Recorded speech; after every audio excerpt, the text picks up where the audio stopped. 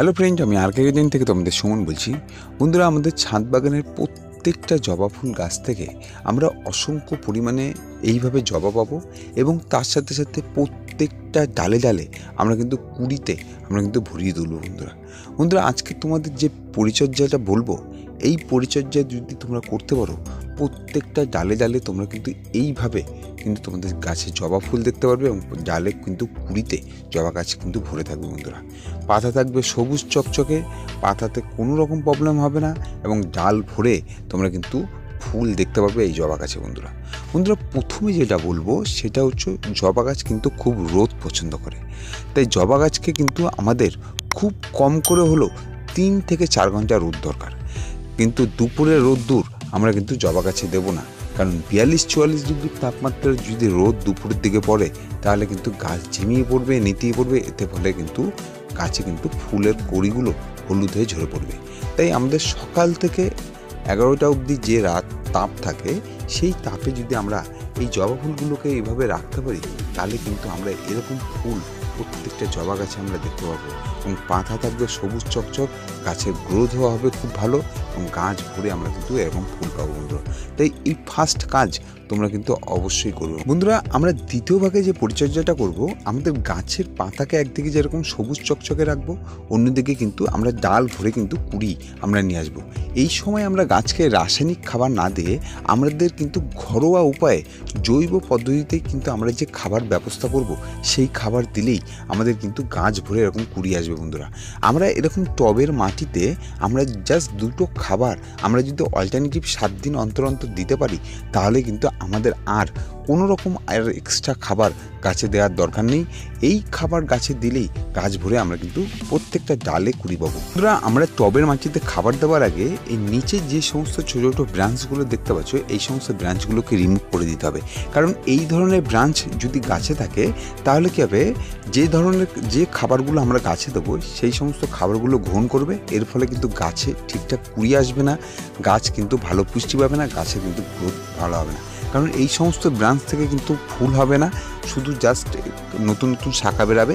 এই সমস্ত শাখাগুলোকে কিন্তু রিমুভ করে দেবে। বন্ধুরা, রিমুভ করার পর আমরা যে ঘরোয়া হোমমেড যে প্রথম যে খাবার দেবো, সেই খাবারটি আমরা কিন্তু এখন টবের মাটিতে দেবো। বন্ধুরা, তোমরা যে খাবারটি দেখতে পাচ্ছ, এটি হচ্ছে চায়ের পাতা। বন্ধুরা, শুকনো চায়ের পাতা, এটা তোমরা কিন্তু ইউজ করা নিতে পারো, আবার ফ্রেশ নিতে পারো। আমি ফ্রেশ চায়ের পাতা নিয়ে নিয়েছি। ফ্রেশ চায়ের পাতা নিলে কাজটা আরও একটু তাড়াতাড়ি হয়। বন্ধুরা, এই চায়ের পাতা যদি আমরা টবের মাটিতে দিই, তাহলে প্রথম যে কাজ পাবো, আমাদের পাতা কিন্তু এরকম সবুজ চকচকে থাকবে। কারণ চায়ের পাতাতে কিন্তু নাইট্রোজেনের পরিমাণ ভালো থাকার কারণে এই পাতাকে কিন্তু সবুজ রাখতে সাহায্য করবে। বন্ধুরা, এই চায়ের পাতা এছাড়াও যে চায়ের পাতা যে কাজ করবে, সেটা হচ্ছে মাটিকে অ্যাসিডিক করতে দারুণ সাহায্য করে। বন্ধুরা, জবা গাছ কিন্তু অ্যাসিডিক মাটি পছন্দ করে। তাই অ্যাসিডিক মাটি যখন জবা গাছ পছন্দ করে, তো আমরা যদি প্রত্যেক 7 থেকে 10 দিন অন্তর একবার করে আমরা এই চায়ের পাতাকে দিয়ে দিতে পারি, তাহলে কিন্তু গাছ যেরকম সবুজ থাকবে, নাইট্রোজেন পাবে, সবুজ থাকবে এবং তার সাথে সাথে মাটি অ্যাসিডিকের কারণে গাছ ভরে কিন্তু কুড়ি এরকম তোমরা দেখতে পারবে। বন্ধুরা, গাছ ভরে কুড়ি আসার পিছনে মাটি কিন্তু অ্যাসিডিক হওয়া কিন্তু খুবই জরুরি। কারণ জবা গাছ অ্যাসিডিক মাটি খুব ভালো পছন্দ করে, তার কারণে কিন্তু গাছ ভরে এমনি তোমরা কিন্তু এরকমভাবে কুড়ি দেখতে পারবে। বন্ধুরা, এই খাবারটা প্রত্যেক 7 থেকে 10 দিন অন্তর তোমরা দিতে পারো, তাহলে কিন্তু তোমাদের বাগান থাকবে সবুজ চকচকে, গাছের গ্রোথ ভালো হবে এবং গাছ ভরে এরকম কিন্তু ফুল পাবে। তোমরা 8 ইঞ্চির টব হলে 1 চামচের মতো নিয়ে নেবে, 10 ইঞ্চির টব হলে তোমরা 2 চামচের মতো নিয়ে নেবে, নিয়ে তোমরা দিয়ে দেবে। কম বেশি হলে কোনো অসুবিধা নেই, যেহেতু এটা জৈব খাবার, কোনো রকম অসুবিধা হবে। তোমরা দ্বিতীয় যে খাবারটি দেবে এরকম কলার খোসা।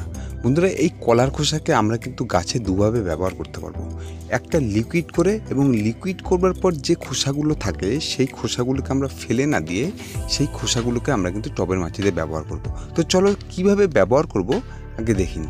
আমরা কি করব, এরকম টবের মাটির এক ধার থেকে এরকম হালকা করে খুশে নেব। বন্ধুরা, খুশে নেবার পর এরকম কিছুটা পরিমাণে খুশে নেবার পর আমরা যে লিকুইড করবার পর কলার খোসাগুলোকে ফেলে দিই, সেই কলার খোসাগুলোকে ফেলে না দিয়ে তোমরা ঠিক এরকম হালকা করে খুশে ওখানে তোমরা কলার খোসা কিছুটা পরিমাণ দিয়ে দেবে, দিয়ে এইভাবে তোমরা মাটি চাপা দিয়ে দেবে। এইভাবে টবে তোমরা যদি দুই থেকে 3 দিকে এরকমভাবে দিতে পারো, তাহলে যখন এই কলার খোসাগুলো ডিকম্পোস্ট হতে থাকবে, গাছ কিন্তু সম্পূর্ণ ভরপুর মাত্রায় কিন্তু পটাশ পেতে থাকবে।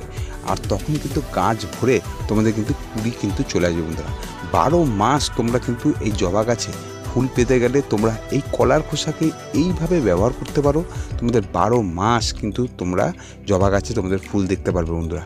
এই পদ্ধতি তোমরা একবার দেখো, 100% বলছি তোমাদের গাছ ভরা ফুল তোমরা কিন্তু সব সময় পাবে বন্ধুরা। এর সঙ্গে সঙ্গে আমরা এই কলার ফার্টিলাইজার, যে লিকুইড ফার্টিলাইজারটা তৈরি করেছি, এই ফার্টিলাইজারটা আমরা কিন্তু একবার করে এর উপর থেকে দিয়ে দেবো বন্ধুরা। এটা কিন্তু প্রত্যেক 7 দিন অন্তর অন্তর করবে। তোমরা এই 7 দিনে যদি ওই চায়ের পাতা দাও, তার নেক্সট 7 দিনে তোমরা এই কলার খোসার ফার্টিলাইজার দিও। এই কলার খোসার ফার্টিলাইজার তোমরা এরকম 1 গ্লাস বা 2 গ্লাস তোমরা 8 ইঞ্চি থেকে 10 ইঞ্চি টবে দিয়ে দেবে। টব অনুযায়ী কোনো রকম অসুবিধা নেই, কম বেশি হলে, যেহেতু জৈব। বন্ধুরা, এই দুটো খাবার তোমরা যদি 7 দিন অন্তর অন্তর চেঞ্জিং করে দিতে পারো, একদিকে চায়ের পাতাতে মাটি অ্যাসিডিক করবে, গাছে কুড়ি আসবে, গাছকে সবুজ রাখবে, গাছ গ্রোথ হবে, অন্যদিকে কলার খোসাতে কিন্তু গাছ ভরা কিন্তু ফুল নিয়ে চলে আসবে বন্ধুরা। বন্ধুরা, এই দুটো খাবার যদি অল্টারনেটিভভাবে দাও, তাহলে গাছে ফুল নিয়ে আর চিন্তা করতে হবে না। গাছ ভরে ফুল তোমরা সারা বছর তোমরা পাবে বন্ধুরা এই জবা গাছে বন্ধুরা। এর সঙ্গে সঙ্গে আমাদের আরেকটি খাবার গাছে প্রয়োগ করতে হবে, এটা মাস্ট, কারণ জবা গাছ খুব মাইক্রো নিউট্রিয়েন্টস পছন্দ করে। আর এই মাইক্রো নিউট্রিয়েন্টস যদি আমরা এরকম বালতিতে রাখা দেখতে পাচ্ছ বন্ধুরা, এটা হচ্ছে আমার বর্ষার জল। এই বর্ষার জলের সঙ্গে যে কোনো মাইক্রো নিউট্রিয়েন্টস তোমরা যদি মিশিয়ে জবা গাছে স্প্রে করতে পারো, পাতা হলুদ হওয়ার সমস্যা থেকে এবং কুড়ি ঝরার সমস্যা থেকে, গাছের হেলথের যে সমস্যাটা হয়, যে গাছ গ্রোথ হচ্ছে না, সমস্ত সমস্যা কিন্তু সমাধান করবে বন্ধুরা। তাই তোমরা এই মাইক্রো নিউট্রিয়েন্টস বলো বা যে কোনো ভিটামিনস জাতীয় খাবার তোমরা যদি এই বর্ষার জলের সাথে মিশিয়ে স্প্রে করতে পারো, জবা বাগানে তোমরা জবা গাছে সারা বছর এরকম সবুজ চকচকে দেখতে পারবে। এবং তার সাথে সাথে কিন্তু তোমরা গাছের প্রত্যেকটা ডালে ডালে কিন্তু কুড়ি দেখতে পারবে, একটা কুড়িয়ে ঝরবে না। তোমরা এইভাবে যদি পরিচর্যা করতে পারো, এরকম গাছ ভরে কিন্তু তোমরা ফুল পাবে বন্ধুরা। ভিডিওটি আজ এখানে শেষ করলাম। ভিডিওটি যদি তোমাদের ভালো লেগে থাকে একটা লাইক করে দিও বন্ধুরা। এবং যে সকল নতুন বাগানি বন্ধু আছো আমার, তাদেরকে অনুরোধ করবো চ্যানেলটিকে একটা সাবস্ক্রাইব করে দিও এবং বেল আইকনটিকে অলে প্রেস করে দিও, যাতে নতুন ভিডিওর তোমরা আপডেট পাও বন্ধুরা। এইভাবে জবা গাছে পরিচর্যা করো, 110% তোমাদের জবা গাছ এরকম পুরো ফুলে ভরা থাকবে বন্ধুরা।